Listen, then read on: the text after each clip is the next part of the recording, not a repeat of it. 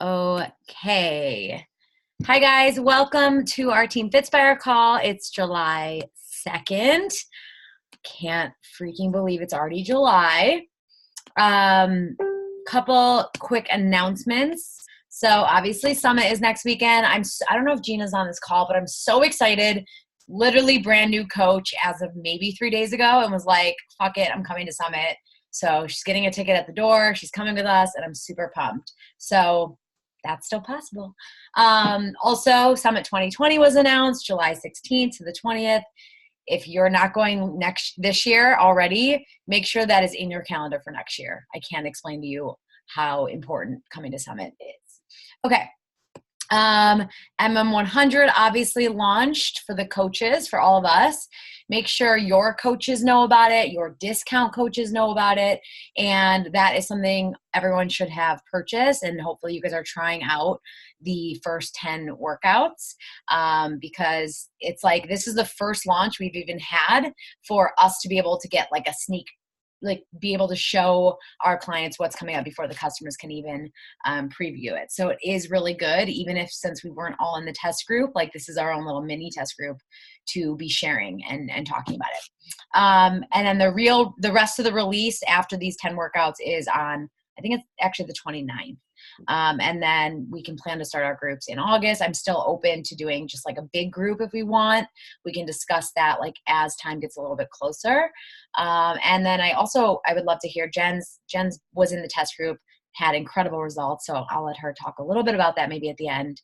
And then July Super Weekend, you guys make sure this is in your calendar as well. July 27th weekend. I saw Jericho is going to be in New York City at that one. So there's one in every single city. Look up the FAQ 9792 to find where your local one is and meet your local coaches. Like find coaches on this team that might be from like the same area, or just go alone and meet people, which I've done every single other time. And it's a game changer to be just part of the live event. So definitely mark that in your calendar and make sure to go to yours. Okay, so I tried to do this on my own, but it obviously turned out very blurry. But I just wanted to kind of recap for June. So this is where everyone finished and top SC point earners. I didn't do the volume for the top for June just because she's going to do it on Thursday. Like my virtual assistant's going to get all that together for Thursday. So Sarah, Mallory, Christine, Whitney absolutely killed it last month. Elizabeth, Sarah Rosner, Ashley Rivkin, Caitlin, Ashley Walker all had SC10, which was incredible. And then still so good, SC5, Lexi, Alexa, Carolina, Michaela, Cece, Jenny, Jennifer, Tiva, Julie, Jacqueline, and Danielle. And then you guys, I wish this wasn't so blurry, but all of these peeps on the board, we're still helping people get set up with something, whether that was challenge pack or something else. I know a lot of you guys sold the 3-month BOD, which is amazing as well. So congrats to all of you guys for having a strong June. Okay, now to our guest speaker. So doesn't really need much of an introduction, but for those of you guys that don't know her, Jenn Richardson is going to be talking to us all about social media, building our brand. She is like the queen of social media and has just the cutest brand and team, and her Fit Couture team is just amazing. She's a 15-star diamond, 5-time elite, Million Club, SC All-Star legend, and 2-time Summit speaker. So I'm very excited to hear from her. She's in our upline as well. So your coach is Stephanie, right? I think. So we have her coach is my grandma coach, I guess you could say. And we got to meet at Summit last year. Your clothing line just came out, which is I want that bra so bad. I've been waiting to order. It's so cute. But you guys should go check out her Instagram and can't wait to hear you talk to us. So I'll kind of let you take off from here. Thank you guys so much for having me. I'm so excited. So my social media training has evolved so much over the years. The way I trained 5 years ago is so different than today. So I'm going to kind of tell you guys what I've been doing now that's been working. And Jamie said some of you guys are newer, and maybe some of you have been around a little bit longer. So this might be a little basic, but as Instagram, and I'm an Instagram person, as it evolves, it's constantly changing. So if you've been doing something and it might not be working, now's the time to switch it up anyway. So what the number one thing that I have found lately is that every network marketing company is targeting people in the same way right now. So when I got kind of situated on Instagram, it was a very ghost-like platform. Like there was not a lot of other businesses on there, and a lot of people were using it just kind of like for their own personal use to share pictures. And now it's very obvious that almost everyone on Instagram has an agenda. So you can look at it two ways. If you're trying to grow your brand on Instagram or on social media in general, do I want to target a certain type of person? Do I want to target someone that has similar interests to me? Or do I want to target a local community? And the way I've been training my coaches recently is less interest-based and more local market-based. What can we offer someone that they can't get from GNC? Because ultimately at this stage of the game in the Beachbody world, we have so many competitors, not just other network marketing companies, but we're competing with like Vega shakes at Target. We're competing with stuff at GNC. But what do we have that they don't? And it's this one-on-one ability to get someone on the phone. It's the one-on-one ability to meet up for coffee or lunch or even a workout in person. And I really think that as a network, we're not maximizing the ability to really network with people in real life. So how you might have learned social media was, create a color wheel. This is how I used to train. Go to color wheel. What are your interests? What do you enjoy doing? And those are the people you're going to go after. But see, every other network marketer is doing that right now. They're all trying to target the same type of person. So I kind of switched gears. And I'm not saying you shouldn't target or you shouldn't have a very clear voice of who you're trying to attract, because without knowing who you're trying to attract, your posts are going to fall flat. So it's important to know like a couple things. It's important to have a couple of things about you that you want to kind of have written down. So when you look at your social media, you can say, am I only posting Beachbody? Or am I only posting fitness? Or am I only posting my food? Or am I more well-rounded where I'm sharing like my dog, or I'm sharing, I go, paddle boarding, or I go hiking? Like, are you sharing more about you? So that's really important. But from a target perspective of how you're really going to grow your brand and how you're going to grow your following, the local market has been really huge for me in the past 6 months. And it's been really big for my team, who a lot of them have been struggling to really get their numbers up.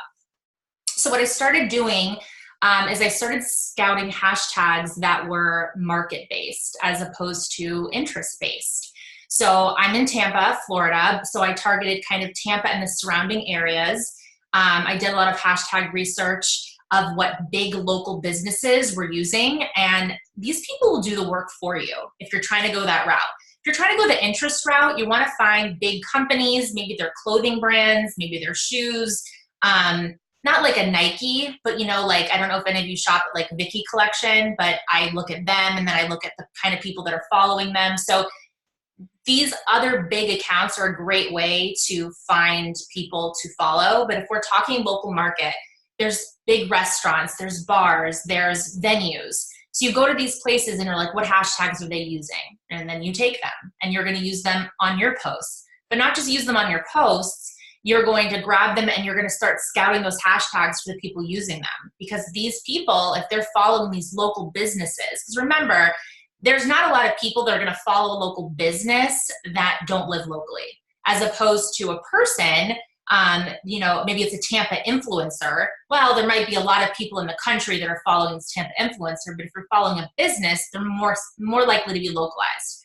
So I grab hashtags from them, I look at who's following them, and I start following these people. So it's not enough, though, to just follow the people. You have to be providing value as to the kind of people you're trying to attract, right? So if I'm going out and I'm trying to find all these Tampa Floridians and I'm trying to maybe the Orlando market and I'm trying to look for this more centralized market, but then nothing in my feed or nothing in my stories talks about my local environment, then why would anyone follow me, right? It looks like I'm just targeting people for the sake of targeting them and I'm not providing value. So what I've tried to start doing lately is I've tried to start going to a lot more local events, local restaurants, bars, and geotagging, hashtagging, tagging the venue. And what ended up happening was not only did I start providing this kind of valuable content for this local market that I'm trying to attract, but I had companies that were then resharing my stories, and they were resharing my posts, which just was like free promotion of me into this market that I'm trying to get into. And I kind of went through this period of time where I'm like, you know what, I'm not going to really actively recruit. You know, I just really want to focus on challengers. I'm not really going to sign coaches. And I kind of like lost my own passion for like bringing people into the business. So if any of you guys go through these phases in your business where you're like, gosh, I just feel like I'm stuck, or like I'm not finding the joy in this, don't allow you to get stuck there. Switch gears. You'll always come back. You'll find your way back to the other path, but switch gears so you keep your joy. So for me, this whole leading from this place of like boss babe, girl boss, life by design, like that didn't feel genuine to me anymore. And you guys, if you are trying to put things out on social media that you cringe posting, people are going to cringe reading it. So you're not going to attract people unless it feels good for you. So instead of me trying to fake it, I don't really believe the fake it till you make it thing. I feel like you should always be speaking from like a true organic place of how you genuinely feel. I was like, you know what, I'm just going to stop recruiting a little bit for right now. And I just really focused on my challengers, and that felt really great. But starting back into tapping into this local market, I have refound my joy in bringing coaches into the business. And I have signed so many local coaches lately. And I've refound that excitement of like, you know, do you want to go grab lunch? Like, do you want to go get coffee? Like, do you want to come over? Do you want to hang out? And they are thriving in a way that I have really not seen my coaches thriving in a long time. So I was like, okay, well, I'm targeting these people, right? Like I'm finding these people, they're ending up being really successful coaches.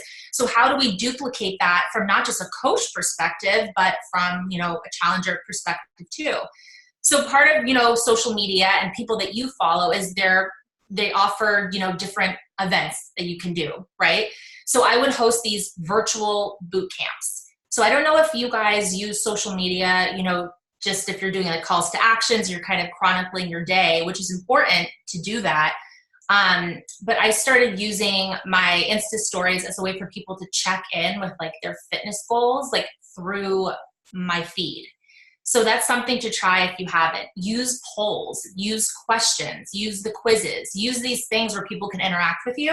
And if they feel like they're getting this mini challenge group experience, they're watching your videos, which I'm sure most of you guys do, little, you know, quick snippets of move of the day type thing, sharing your performance line, sharing your energize. But if they can kind of see what your routine looks like, and then they're able to kind of check in and they're like, you know, I worked out today, this is what it looked like for me. You're translating what your coaching ability looks like to what they could potentially be part of if they signed up with you.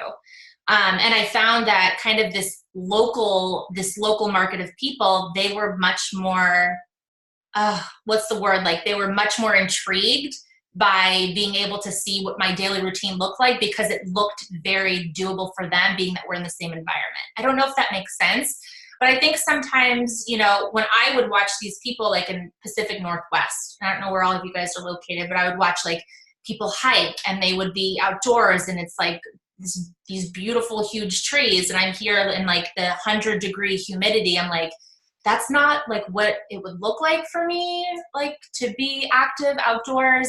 But if you take your real life scenario of how you can kind of project it for people, it was kind of a game changer. So anyway, back to the hashtags and back to these accounts. Taking a turn for the local market was really huge, targeting the businesses, targeting those hashtags, but not just that, it was also the interests too.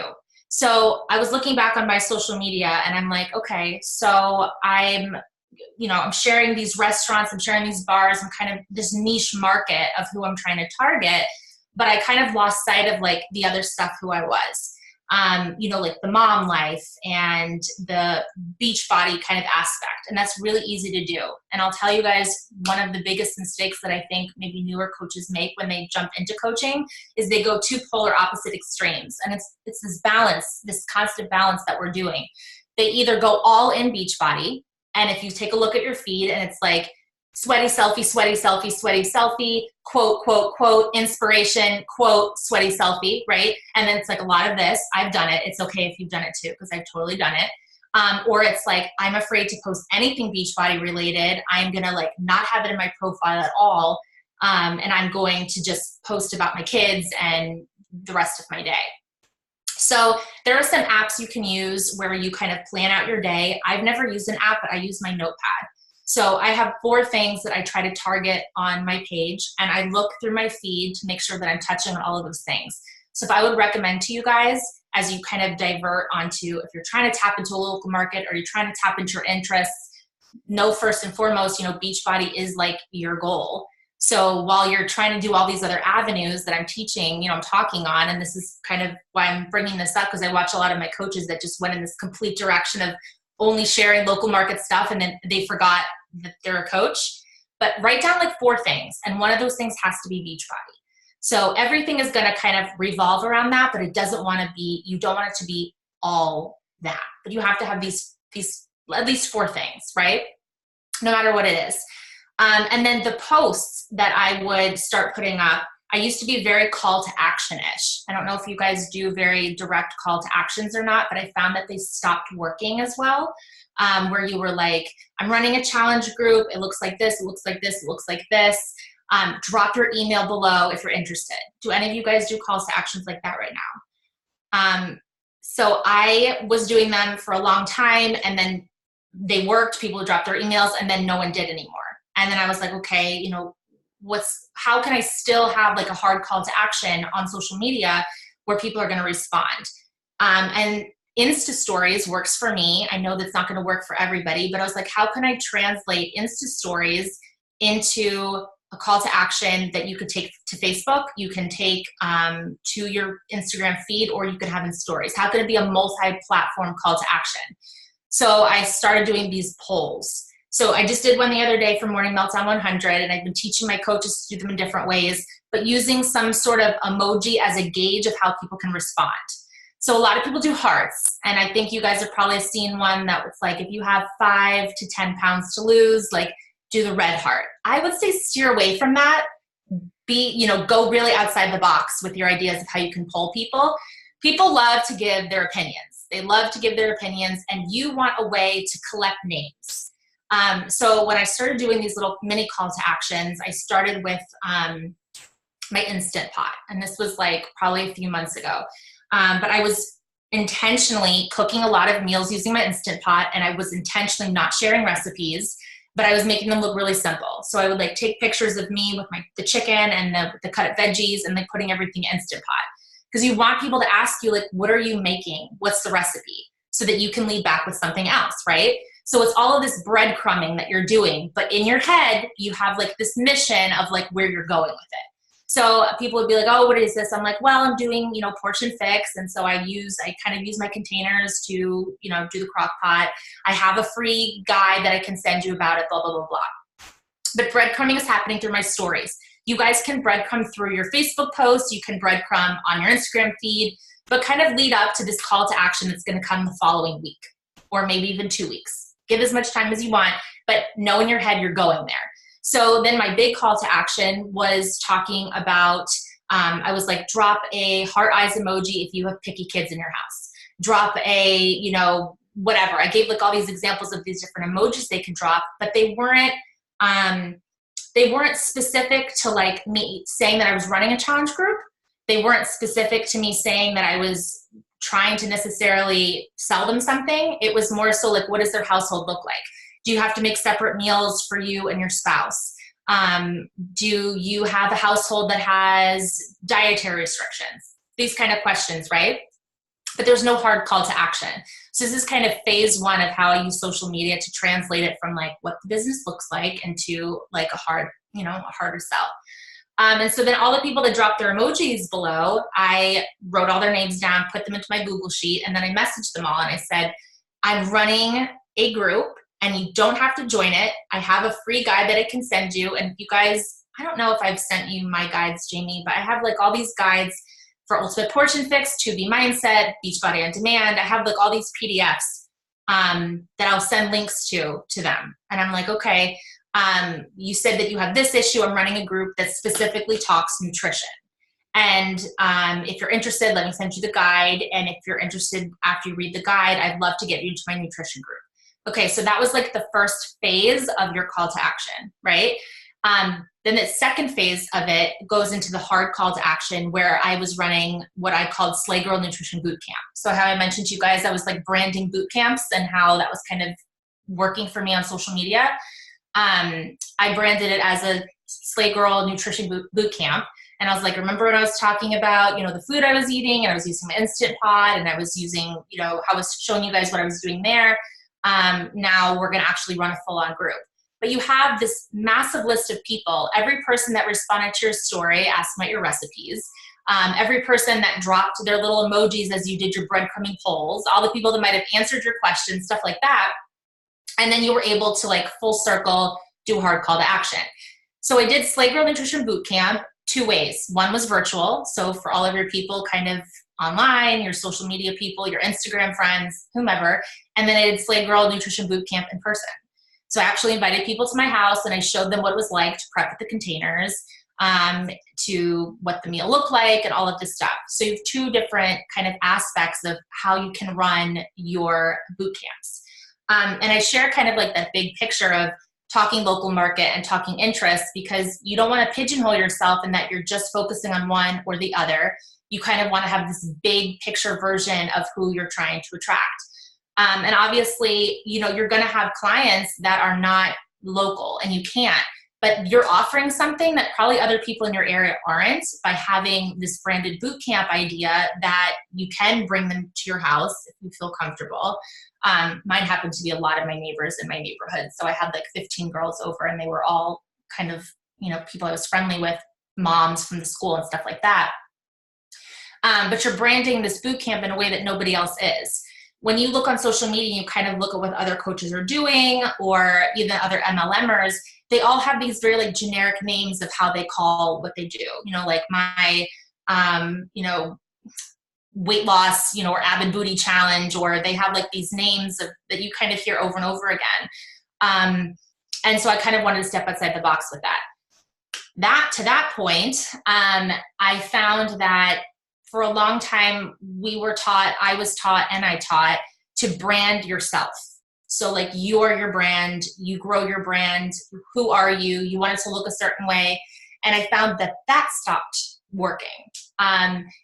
People were less interested in Jenn Richardson's boot camp or Jenn Richardson's challenge group. They were more interested in this other creation, like this other thing that I ended up making. So I would run challenge groups. I would do calls to actions, and I would say, I'm doing this challenge group. This is what it looks like. I'm your personal fit coach, blah, blah, blah. And it was like womp. Like it was like, there was not a lot. And I was like, okay, so what if we stop branding ourselves and we brand like a boot camp instead? We brand something else. So I came up with Slay Girl Boot Camp, and I started calling it that. I'm like, let's just see what happens. You guys, I was shocked how many people were suddenly interested in this other thing because it was called the other thing. Like, it was just bizarre to me. And I think you might get some people that are like, oh, I didn't realize it was Beachbody. Whatever. I've gone through kind of like those objections, and I'm going to share with you guys how I went about that.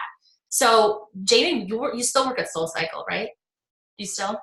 Okay, so what I did is I started going to all of these local kind of gyms. I went to an Orange Theory. I went to a SoulCycle. I went to a Pure Barre. I went to a CrossFit gym. There's this gym here called Camp where they have kind of like a bunch of things. And I went into these places and I'm like, I want you guys to sell to me. Like I went in there just wanting to be sold to. And I'm like doing this as research to take notes. Like, what does this look like? And how can I offer to my clients what's being offered to me? And I think the biggest thing that all of them had in common after going into these places is they all had kind of personalized package for what your goals look like. So I don't know how you guys sell or how you kind of share the Beachbody opportunity, but I'll tell you what I did for a long time was I led with the main challenge pack. So if it was all access challenge pack, that's what I led with. I'm like, this is the pack that you're going to get. It makes the most sense. It's the best price. This is what's included. you'll get into my group. This is what it looks like. And I kind of just told people that was the best option. And sure, like I got people and it worked. But that's not what it looks like when you walk into one of these studios or one of these gyms. They usually hand you like a pamphlet and they're like, we have this. Take a look, what looks good for you. So I was like, okay, I'm going to need to start talking to my customers like that too, my potentials like that too. So when I would talk to them, I would say, okay, so we have a couple different nutrition systems. We have dozens of programs. I'm going to build like a personalized program for you based on your personal goals, your personality, what your kind of habits are, what your life looks like. So tell me more. And I know that maybe you guys have been through like the tell me more about you thing. Maybe you've already been doing it, but in the way that I shared it with them, it felt very specific and personalized to them. So they'd be like, listen, I have no problem working out. I love working out. I could sweat all day long. I feel good. I can't get my eating on track at all. Like I can't do it. I'm like, well, do you have a fitness program that you're already doing? No, not really, but like I'm fine with working out. It's fine. I'm like, okay. And so I would focus on the nutrition. I would send them that Ultimate Portion Fix guide, the 2B Mindset guide, which I will share with you guys if you want to have them. It's very easy to share when they're links. So I link them to my Google Drive, and then you send the link and they could download the PDF and they could look at it, as opposed to like, can I get your email? Let me send the email, and then checking up if they got the email. Anyway, so we start with the nutrition. I'm like, okay, this is what this looks like. Then I'm like, how about energy-wise? Like, do you feel kind of sluggish? Do you get a crash in the middle of the day? Like, do you feel, you feel good? How much caffeine are you consuming? And you kind of do like this well-rounded conversation with them, as people would ask me. Like when I walked into the place that's called camp, there were so many questions. They were like, do you feel bloated towards the end of the day? Do you sleep well? When do you tend to exercise? And just all these questions that they were asking me to try to find the best package, for me to buy from them. And so I ask all these questions to my customer. And then what I do is I go into share a cart after I've jotted everything down about that specific person, and I build them multiple share carts. And I screenshot what that looks like, the different packages. And I'm like, okay, so we talked about nutrition, and that was, your main thing. And I totally understand that and relate to that. This is what the nutrition package would look like. But we also talked about the fitness and how you do like working out. And then I add another package, and that shows Beachbody On Demand. And then I write on the bottom of them, because in Instagram, when you do a screenshot and you can write at the bottom when you're about to send a picture to someone. So I'll say to them, this is the price, this is your savings, and this is what it retails at. And so I'll send them 4 carts, usually 4. I don't send them the email cart. I'll screenshot the cart and show them packages. So now I've created my own custom packages for each particular person. And the feedback I've gotten from that has been huge. Incredible, because they're like, you're building this package for me. It's not this typical kind of network marketing feel I think that a lot of people are used to, where they're like, this is the package, buy it, get in my group, and this is what it looks like. And I think the biggest thing we could do right now, guys, is use social media to stand apart and have it look different than what kind of everyone else is doing. So my end goal with all of this is to get to that point where I'm building these carts, and everything before that is kind of just breadcrumbing up until that point. So my stories, I want to share about me, but I want to share what my day looks like and kind of how crazy it is. I recommend 10 stories a day at least. And I say 10 because you kind of want to show a chronicling of everything, but showing how doable everything is that you're doing, whether you work full time and then you're coming home and you're exhausted, but you're pushing play anyway, or you're, a stay-at-home mom and you're home all day with your kids, what that looks like. You want to have your story kind of shown through so that when you do come out with this call to action, people believe you that they can do it too because they've been watching you. Do you know what I mean? So you want to make sure that your storytelling is really on point. And then as far as messages, so the only time I cold message, I guess you would call it, are the people that respond in some way, shape, or form to those breadcrumbing polls. And so I know what a lot of people do, and I don't know if any of you guys do it. Some of my coaches do, where they will just cold message hashtags. Like they'll cold message people on hashtags, or they're people that we're following and they're just like, hey, I've been following, I'm interested, blah, blah, blah. That never worked for me. I never really got people that responded. So what I found to do is how I've kind of made the cold message work for me is doing a lot of these kind of breadcrumbing opportunities where people are watching my stories or they're reacting to my stories, and then I'm using that as a way to message them. And, you know, I know with Insta stories, not everyone's going to have like this massive following where there's going to be a lot of interaction. That doesn't mean you shouldn't use them. You should be, because you're trying to get, you know, you're trying to gain more people to be watching them all the time. But use whatever you're doing on the stories and you're cross-platforming it. So if you do some sort of poll or breadcrumbing on your Insta stories, figure out a way to translate it to be on your Facebook feed, to be on your Instagram feed. And that's kind of where those emojis that I was talking about comes in. Anyone that will drops their emoji, you're going to shoot them a message. And you're not just going to shoot a message, but you're going to write their name down so that when you do launch the hard call to action the following week, you can message them. So everything you're doing on social media is kind of a way to like build your funnel of who you're going to talk to next, for the next thing, for the next invitation, for the next group, for whatever it is you're doing. But I feel like it's been more organic for me kind of talking to people through the breadcrumbing than it was just sending the cold message, and people seem to have been more receptive to it. Really quickly, as far as the gaining followers, I use the follow-unfollow method. I was using Jumper Media for a while. I am not using them anymore on my personal account because I've been kind of doing this local market thing, and they were not helpful targeting my local market as I thought they would have. So my gaining followers method is really just, like I was saying, go to those local businesses, follow, you know, those hashtags that are market related. That's what I'm doing right now. And then I honestly just mass follow people. I just follow. And I feel like I said, if you're providing content to those people that are going to provide value, then they do end up following you back, and they do end up interacting.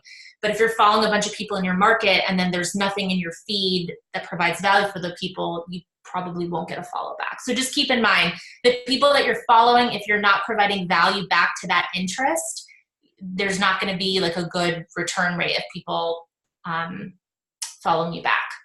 And then really quickly, I wanted to talk about apps, because social media has become very visual, and you're going to have a mix of people that are like, you know, I'm so tired of those perfectly staged pictures, and I'm tired of like every filter is perfect. So I have two ways I feel about that. One, I will never be the girl that always has her hair done and always has her makeup on. I've tried to be that girl and it was exhausting. It's just not who I am. I'm almost always the girl that has like hat or workout clothes on. My hair's in a bun. I'm usually a mess. So I've embraced that that's me, and the people that follow me are going to like that about me. I'm not going to end up attracting the people that have perfect hair and perfect makeup and cute clothes and are like smiling off into the sunset. It doesn't work for me. So the people that, you know, that are attracted to me those are, you know what I mean? Your vibe attracts your tribe. You guys know what I'm saying, right? Like, make sure it's your voice, because there are some really beautiful Instagram people, and there's a lot of coaches that really works for them, but that's their voice, and that's probably why it works. And if we try to do it, like, I cringe when I look back at my pictures where I was like trying to get my husband to have this perfect candid where I'm like laughing and smiling at my kids, and it was so awkward and embarrassing, and I'm just like, not gonna do that. But anyway, I think you can have beautiful pictures and you can have a cohesive feed without losing your like true voice. So I use Lightroom. I was using presets that I bought off Etsy. This It Girls Edits actually ended up asking me if I would do some Lightroom presets with her. So now I use the ones that she made for me. But I like keeping all of my pictures that have the same cohesive, kind of aesthetic. Even if a lot of my pictures are me in my mirror with my loopy, like I'm smiling, they're not perfect pictures, but they're cohesive. So when you go to my page, you kind of see like this general theme of it all looking similar. So I want you guys to not feel like you have to stress to have the perfectly staged picture or the perfect hair and makeup, don't feel afraid to post a picture because you're not all done up. Post it because you post it to share it. Do you know what I mean? Like if you weren't a coach and you didn't have a business to run, would you take the picture? But I will recommend like Lightroom, or the other app I use often is Pick, Tap, Go. Maybe you guys are familiar with that one too. That usually is to brighten the picture or to make it crispier is the action on it, which makes the picture sharper. So there's little tweaks you can do to your pictures that just make them generally more appealing. And I will say that they did some studies on how long people give before they decide if they like you or not when they're scrolling, and it's about 5 seconds. So when someone comes to your feed, quickly they're going to say yes or no. As far as the way that you set up your feed to make it look, kind of eye-catching or cohesive, so besides the filters, I really recommend not doing a really heavy grid pattern. I actually polled my followers for a while about this, and it was overwhelming the amount of people that were not a fan of them because they felt disingenuous, which I thought was really interesting. So you guys, I feel like we're moving into this phase of social media where people are tired of perfection and they're tired of things having to look a certain way and be a certain way. Which I think is really coming to light with like how a lot of these companies are starting to pick up models that are not filtered or airbrushed at all. So I guess I'm sharing that with you because I think there is a way to make social media look really intriguing and eye capturing, where you want to look at it, but you're not losing your voice and it's not looking fake. Pick, Tap, Go was the one that I kind of used to brighten. Pick, tap, let me see if I type it because it sounds Tap, Go. I basically use that to just brighten the picture. It can make it crispier. So any picture really that you brighten and make crispy can just look 10 times better just with that simple tweak. And then Lightroom filters, I like them. The more natural ones, I'm not a fan of the ones that make people look like Oompa Loompa orange, but you play around with them and find the ones that work for you. And what else? I wanted to touch on one other thing. The grid patterns. Yeah, I mean, if you love it, and it feels really natural for you, do it. I will say that I'm trying to pull up my other one. I don't know if you guys can even see this. Can you see it? So on my clothing website, I did a pattern where I did a picture and then I did words in white. And that one seemed to go over pretty well. I was doing one on my personal page where I was doing like every third picture was fitness. Every third picture was a family picture. Do you know what I mean? And people hated it. Like they hated it. And they told me how much they hated it because it just felt like, so you don't actually want to post that picture of you and your kids. You're posting them because it's the third day and like you need to be posting it. So I would just look at your feed and say to yourself, like if I popped into my own feed, would I feel like is this my true voice? Or is this a true reflection of me as a person? And if not, then switch it, change it. If you're trying to look at someone else's social media and replicate the way that they share and the way that their pictures look, don't do it because you won't be able to hold up that, you won't be able to hold that up for too long. It'll end up becoming exhausting to you and you're going to end up burning out and you're going to hate posting and you're going to hate sharing. And likewise, if you are trying to wait for like the perfect caption to post a picture, you'll never post or you'll hate posting. So if I could give you the best advice of the things that I have messed up on in the past, it's just share it as you feel it. It can be messy. It can be run-on sentences.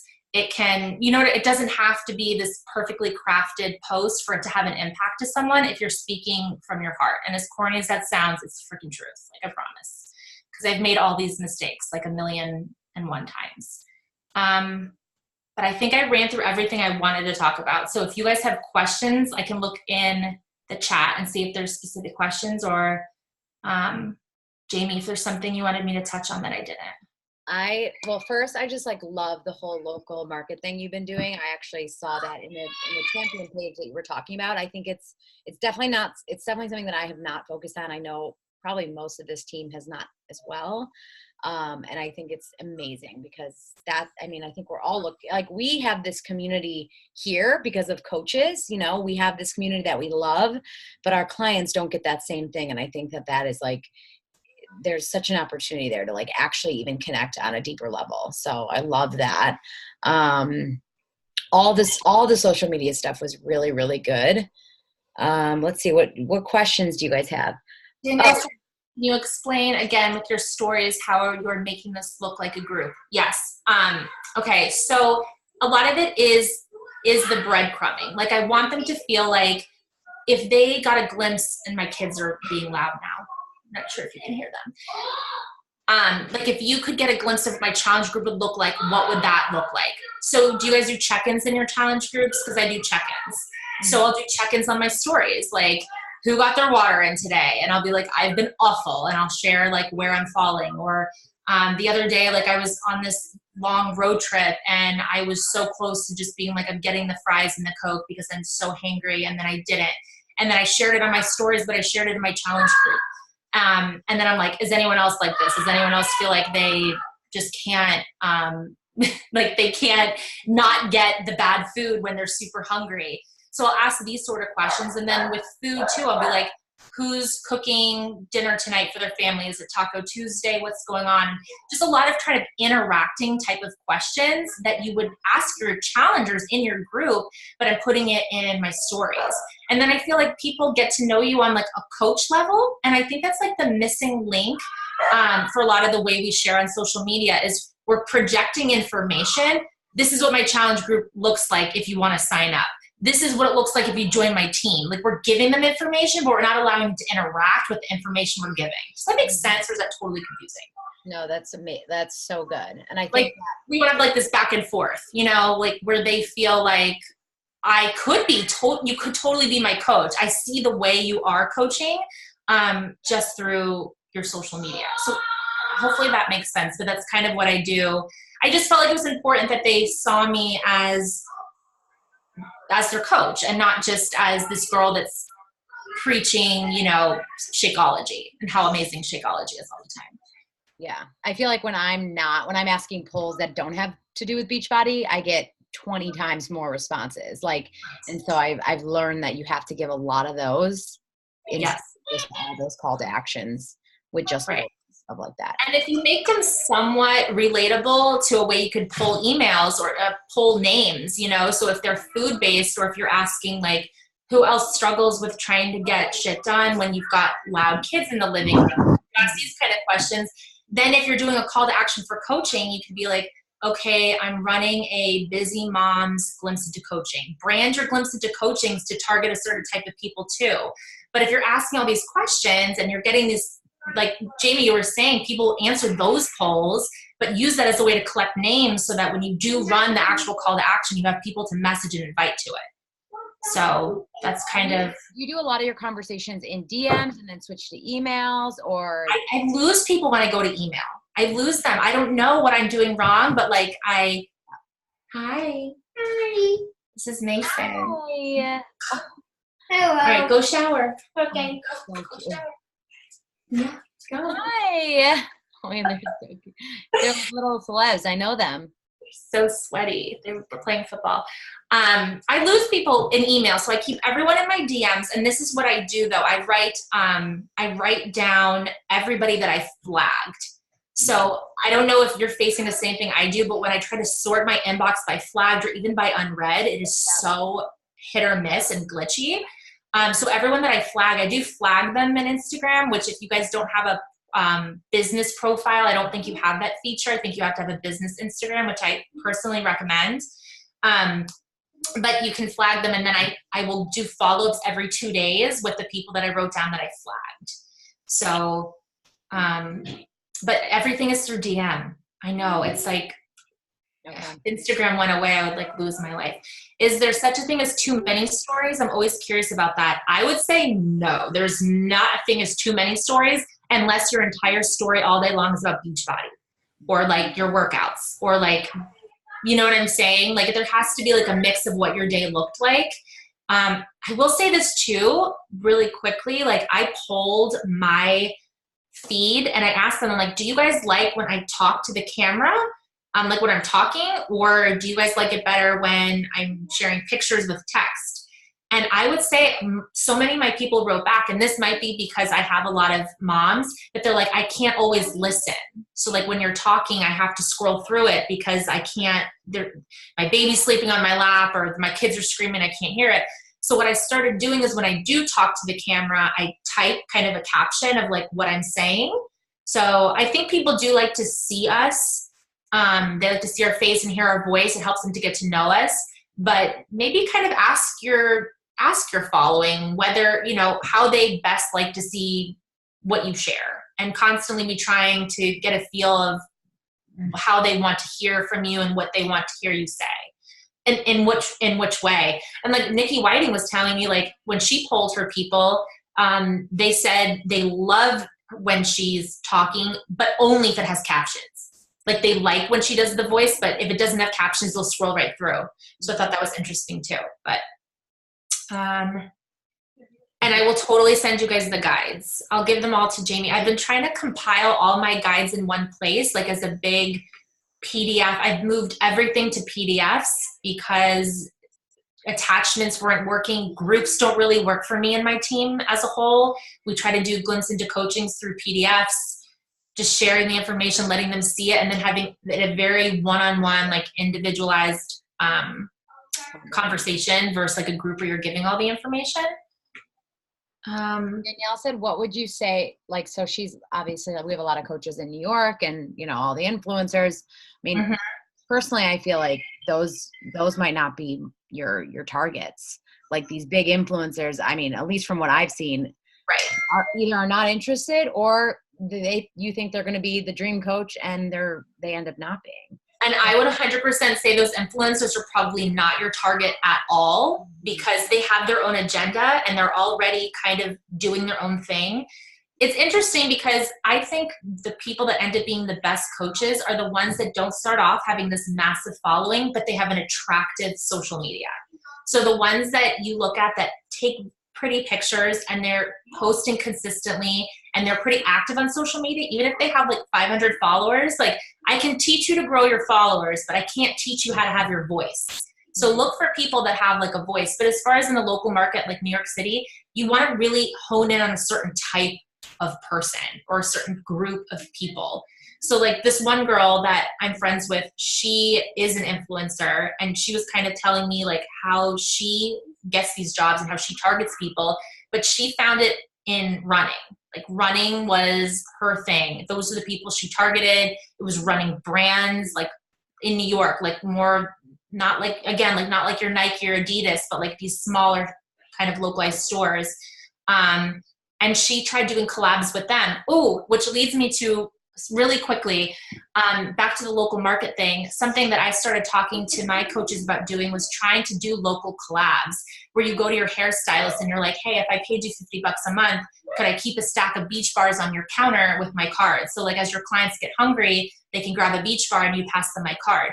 So years ago, I would teach my coaches to collab with big influencers. Like, hey, if I send you 7 days of Shakeology, will you do it and then post about it and tag me? And I feel like that doesn't really work anymore, but these kind of localized collab opportunities tend to work a lot better. I went into the Pure Barre studio here in Tampa, and they had that keto coffee display on the counter. And some girl obviously beat me to it, but she must have, had some sort of relationship with the owner where she's like, hey, I'll give you a partial commission, or I'll pay you like a fixed rate, but can I have a little display on your counter? And again, these big companies won't do it, but these smaller companies might. And you could, the amount of exposure you can get from collabing with your hairstylist or your nail girl or whatever in a local setting could be really huge. So Danielle, I don't know if that helps, but I would say like really hone in on like a more specific market. And if you ever want to talk one-on-one with me about it, I'm like more than happy to. I love this stuff. You're brilliant. Like, this is so smart. And like, so a lot of your new coaches, are they local, obviously? They are. Yeah. Well, I just signed a girl that's in Canada, so obviously like she's not local, but I feel like my ones that are local are hitting the ground running faster right now. And I think it's because I can see them, you know, we can get together and it feels more real to them. So not to say that you guys should stop recruiting people that aren't local, but it's just opening up this other door. So if you've been struggling on social media, this is like another way for you to make your business work. I know for a lot of my coaches, they were just giving up because they're like, I'm finding anyone on social media. I'm doing all the hashtags and I'm following all the things, and there's no conversion. It's not working. So if you have been kind of spinning in circles on social media, this is another route to try and see if it works. Follow-ups every 2 days, even if they aren't responding, or just to different people. So follow-up as in I check back.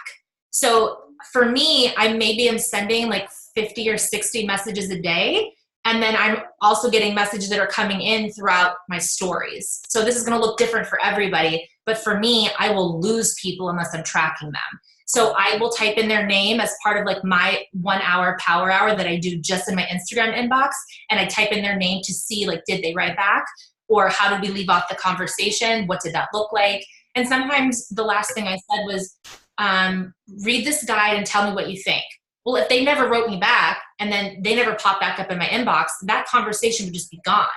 So for a lot of times what I say to them is when I see that they read that message and they didn't respond, I'm like, hey, did you get that last message? Because Instagram's being super glitchy lately and I don't know if people are getting my messages. And then they always respond. They're like, oh my God, I did get it. But yeah, like, or some try to play it off like, oh my God, no, I didn't get it. I'm like, oh, well, that's awful. I'm so glad I checked back in. But depending on how you left off the message would depend what the follow-up looked like, or you just don't say anything that day, depending on how you left off. So are you reaching out to people on your stories? So I know you're not doing cold messages, but people that are not pulling, but watching your stories, you know, obviously that's what I've been training my coaches and what I do personally.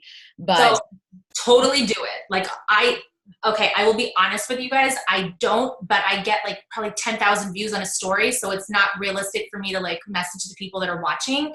So I message everyone that polls, but I train my coaches the same way as you just said, Jamie, like message everyone watching that story. If you keep seeing the same names popping up, just message them. Be like, it is so hard sharing on stories. And it just means a lot that like, I see you popping in there. It makes me feel good that you keep popping in. Who doesn't want that compliment? You know what I mean? Like, if someone sent me that message that I've been watching their stories and was like thanking me for doing it and saying, kind of being humble, I mean, I would like it. So 100% message the people that are watching your stories. To me, that's not cold. Mm-hmm. I think to me, the cold message is when like you go to a hashtag, you've never interacted with that person before, and then you send them a message and they don't know you from Adam. But to me, it's not cold if like they've obviously been watching you or you've been watching them. Do you invite them to a boot camp or do you just thank them? I would probably just start off with thanking them and see where it goes. Are they receptive to your thank you? Or do they give you anything? Like, and it is so personalized, you know, what does it look like? My polls though, when I respond to someone that answered a poll or one of my questions, it always goes to hard invite somehow into something, you know? But if it's someone just like, you know, watching, or I've got people that will message and be like, oh, thank you so much for sharing about that. And then I try to like segue it into something more. But every person is so different. I feel like you feel out people where you're like, they're right on the cusp. If I just go in, they'll say yes. And then other people you can tell like they're not there yet. And maybe I just need to chat with them a little bit more. Totally. Yeah. You guys, I just want to tell you, I mean, Jen has been a coach for a while, 6 years, 5 years?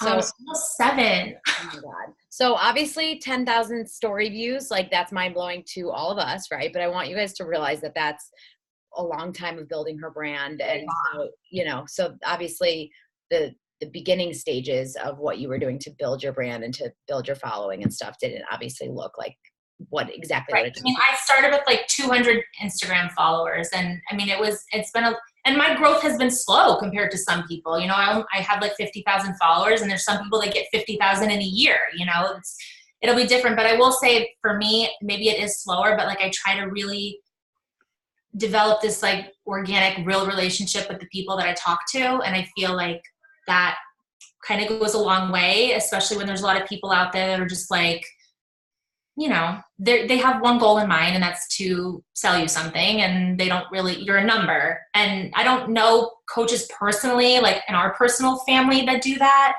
But you know, they're out there. So we just don't want to be that person. For sure. If you have like a power hour, I guess what would you do? I mean, I know you probably get so many messages, but if take away some of those messages, like what would your power hour look like for, I guess, a newer team, or what would you tell your coaches if they had 1 hour a day besides from like the business activity tracker? What are your main focuses? Like, so for building, you really need to be adding, like you need to be adding people to, I mean, constantly. I would say try to add 100 people a day.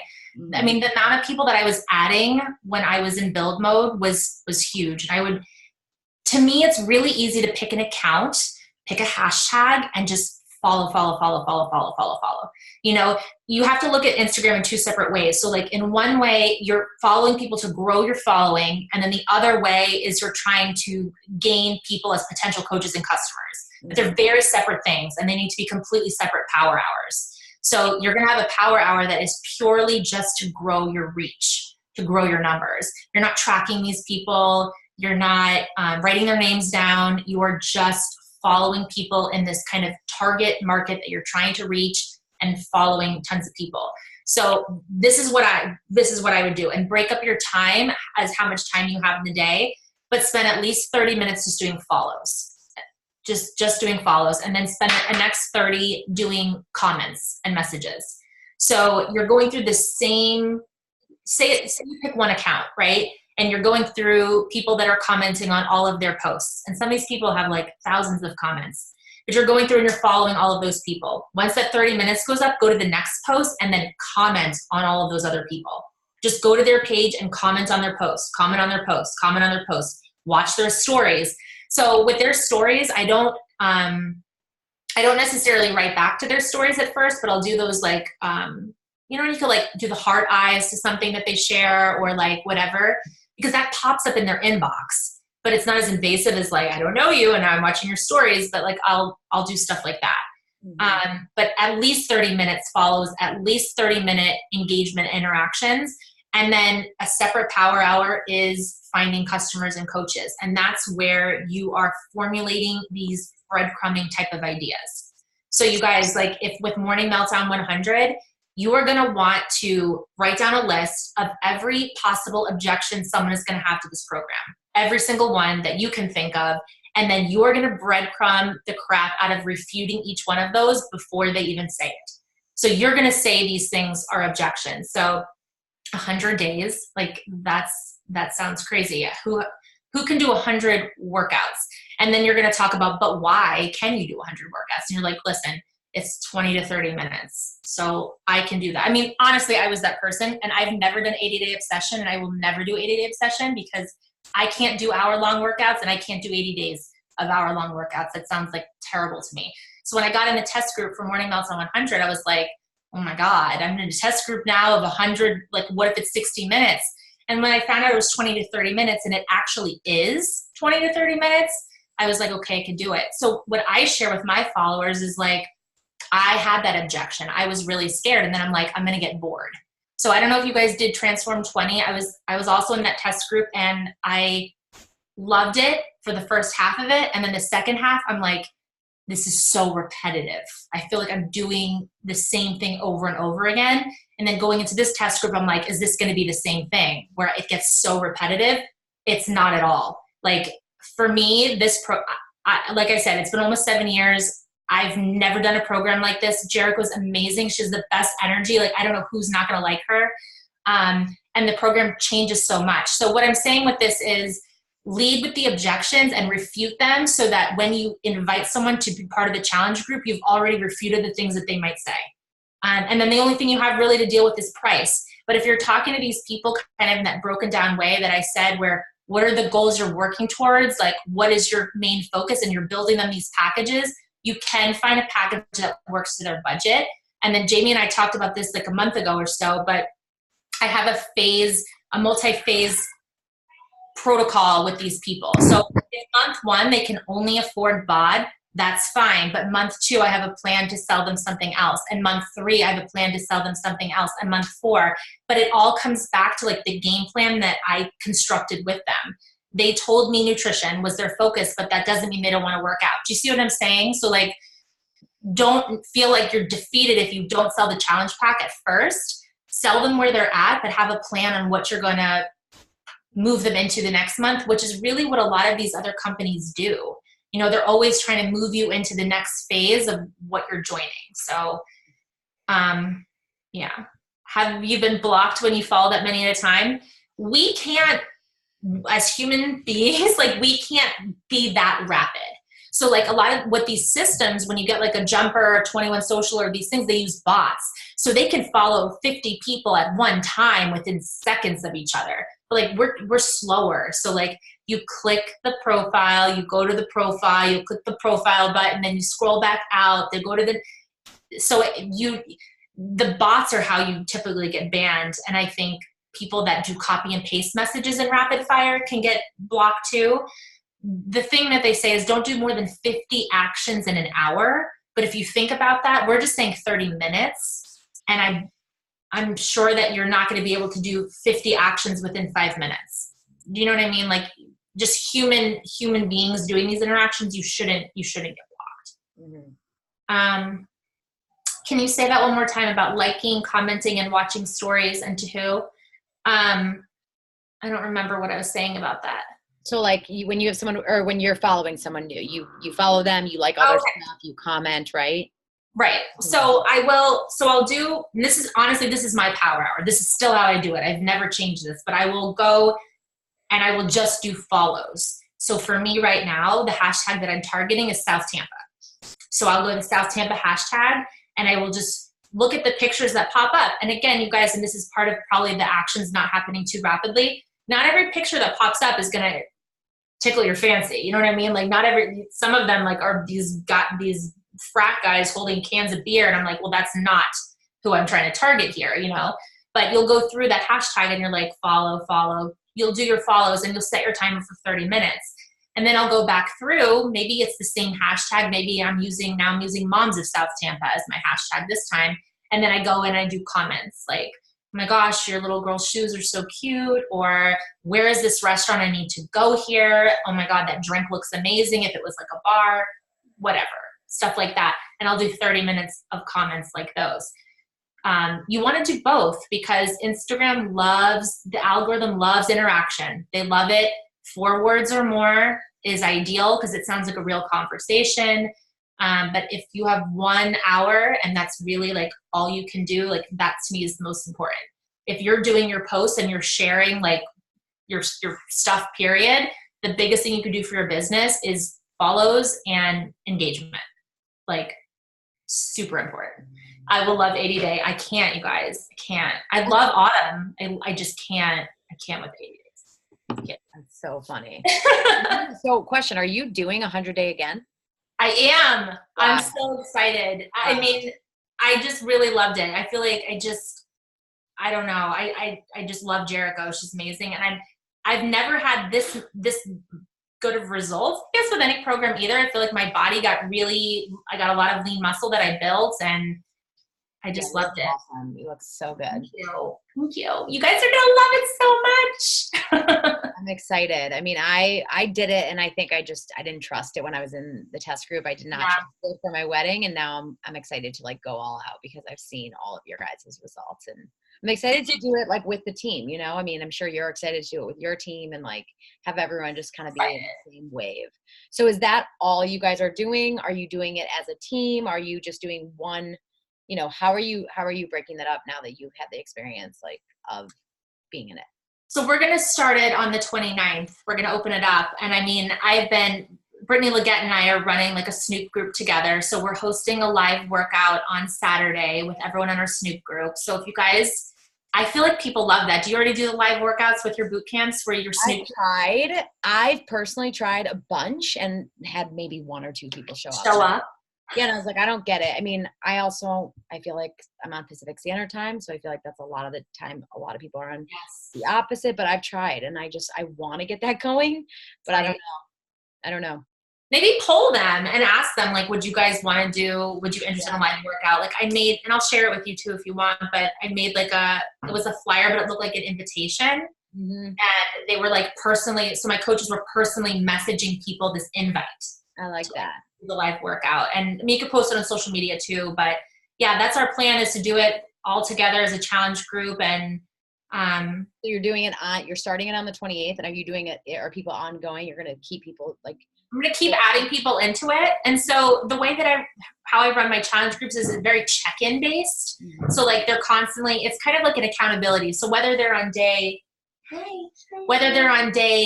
1, 7, 50, like they can still come in and they can still check off all of the different things, and they can still feel like they're participating. And then I go live in the group a lot just to talk about like, how is everyone feeling with nutrition? How is everyone feeling with your workouts? Who's sore? I think the biggest thing with challenge groups too is like sharing where you fall off as a coach. I don't know if you guys do that in your challenge groups, but like I tell mine all the time, like, didn't want to work out, you guys kind of motivated me. And I think them feeling like they help me makes them want to show up more, which is something I never had done in the past, really. I felt like I had to be perfect for them. Like if I was not, then they would think it was okay to not be, and that wasn't the right attitude. Like I feel like they need to know that we're all human and we're all going to fall off, and anyways. For sure. Yeah. Oh, okay. Well, we'll let you go. You have just provided so much good information. So really, really thank you. I know we needed this kind of just kick in the butt and training just on social media in general. If you could send me those things, that would be so great. I would love anything that you all and like any of your PDFs that you have that you think are helpful. Like that is so not my forte. So if you could send those over, that would be incredible. I will send them all to you. And we'll see you in a week. I know, my gosh. Are you going to be there on Wednesday? Are you? Okay. Yes. So Wednesday night. We're racing cars. I know. I don't even know what I'm wearing, so I have to figure that out. I'm wearing my tracksuit. I'm going to do it. You are? Yes, I really am. Wow. I love that. You should. Thank you so much. You are incredible. So thank you. Can we take a really quick team picture? Yes. Wait, and are your white bras sold out? No, I have them. Okay. You guys, go look at her website. She literally just designed the cutest workout clothes. What is your website, or what is it? I'm sure they can find it on your Instagram collection. Yeah. Okay. So she has really good. I try to keep all my brands like the same. Fit Couture. I love it. Okay. Really quickly, let's take a pic.